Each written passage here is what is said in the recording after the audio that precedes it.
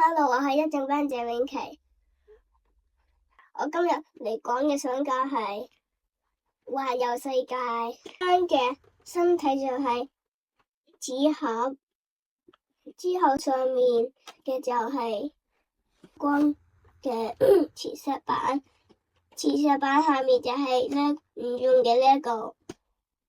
之後我哋家人儲咗好多張蓋。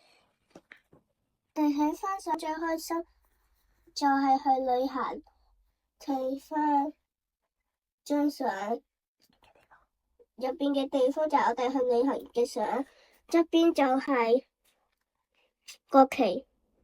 我希望呢個上港可以玩磁石嘅原理，等我示範一次，將加拿大變成日本啦。